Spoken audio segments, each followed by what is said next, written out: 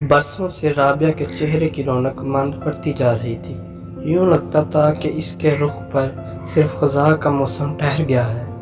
28 برس کی عمر کہنے کو کیا ہے، پر اتنی سی عمر میں اس کی جوانی ڈھل گئی تھی۔ آنکھیں ویران تھی، عرض اجاڑ تھے۔ اس کا سر پتجھڑ کا کمزور پیلا پتا دکھائی دیتا تھا۔ مسکراہٹ کی نئی کمپلیں ہونٹوں پر نمودار ہونے کا نام نہ لیتی تھی۔ آنکھوں کے گرد حلقوں کی حدود لامحدود ہوتی جا رہی تھی۔ جھنجھلاہٹ، تناؤ اور راتوں کے جگراتے اس کے اعصاب کو تباہ کر چکے تھے، پر کسی کو خبر نہ تھی کہ رابعہ کو کیا غم تھا۔ سچ کیا تھا، وہ تو بس رابعہ دل کے کسی کونے میں چھپائے بیٹھی تھی۔ 10 سال شادی کو بیت چکے تھے۔ ان برسوں میں رابعہ نے امان کی عادات و اطوار کو حفظ کر لیا تھا، لیکن امان نے اس کو سمجھنے گھونچنے کی زحمت کبھی نہ کی تھی۔ وہ ایسی کتاب کی مانند تھی جس کو بغیر پڑھے گھر کے کسی کونے میں رکھ دیا جاتا ہے، جس کے اوراق ایک دوسرے کے ساتھ ہمیشہ چسپاں رہتے ہیں۔ اسے بھی چاہے جانے کی آرزو تھی۔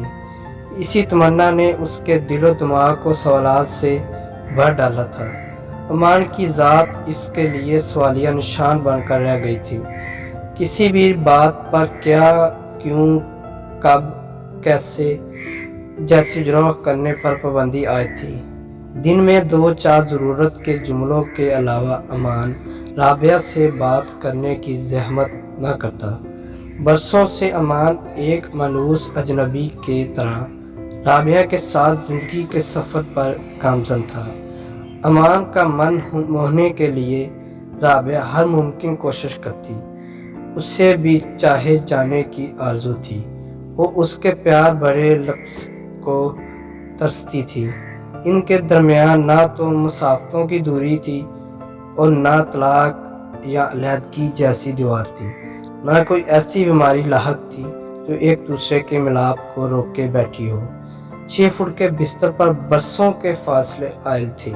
امان کی روز کی عادت تھی کہ وہ نئی ٹیکنالوجی کی مدد سے گھنٹوں الگ کمرے میں فلمیں دیکھنے میں مگن رہتا۔ ان فلموں کی خاصیت یہ تھی کہ سب میں ایک ہی کہانی تھی، بس کردار مختلف تھے۔ ہر گزرتے دن امان رابعہ سے دور ہوتا گیا۔ گھر ہوتا بھی تو اس کی خود لذتی اسی تک محدود رہتی۔ رابعہ آزمائشوں کے بھنور میں پھنسی، بس ہاتھ پیر مارتی رہی، پر باہر نکلنے کے سب راستے محدود تھے۔ ہوتے ہوتے رابعہ اور امان کے جسمانی تعلقات نہ ہونے کے برابر رہ گئے تھے۔ رابعہ اس تعلق کو قائم کرنے کے لیے بار بار اپنے شوہر کی جانب بڑھتی۔ ہر بار اس کے بڑھتے ہوئے ہاتھ کو حقارت سے جھٹک دیا جاتا۔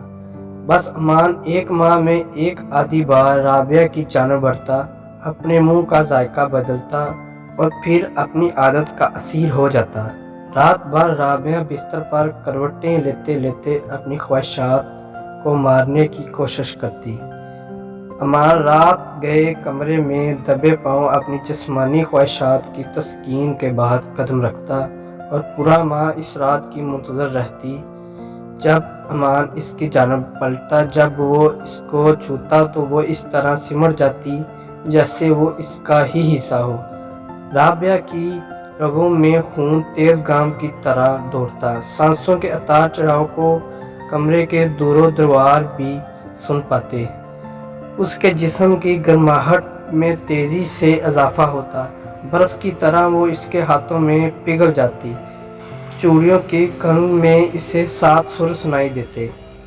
ان سارے لمحوں میں امان کی بے رخی کی جواب میں وہ اپنی انا کو حائل نہ کر پاتی۔ وہ اس کی گود میں اس کے من چاہے پھل کی طرح گر جاتی۔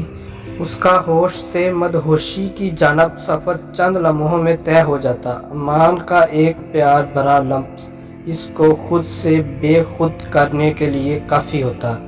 اس کی آنکھوں میں مستی جھلکنے لگتی۔ جس طرح چھونے کا احساس پڑتا، وہ آنکھیں بند کیے ان لمحوں میں جینے لگتی، اپنے دل کی ہر چلتی دھڑکن کو اس کے حوالے کر کے اس میں ڈوبنے کے احساس کا مزہ لیتی۔ इस रफ़ाक़त ग़ुरबत के सफ़र के लिए इसे दिनों से हफ्तों और फिर महीनों का इंतज़ार करना पड़ता। ज़िंदगी के ये बरस फिल्मों की तरह पर जबते ना कटे थे। उसने लंबे दिन गुजारे थे और तवील रातें सर की थी।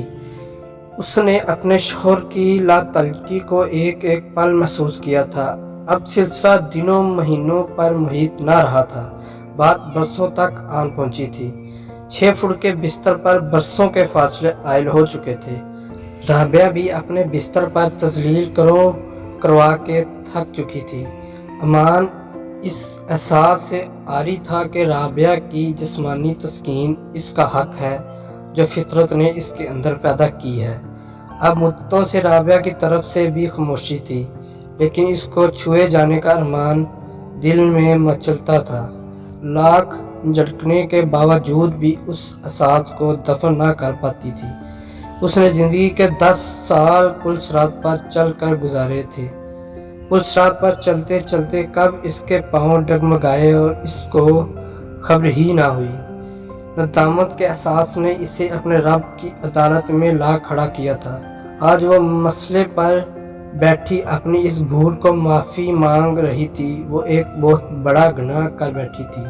वो अपनी बरसों की तजलील का बदला किसी और के बिस्तर पर उतार आई थी।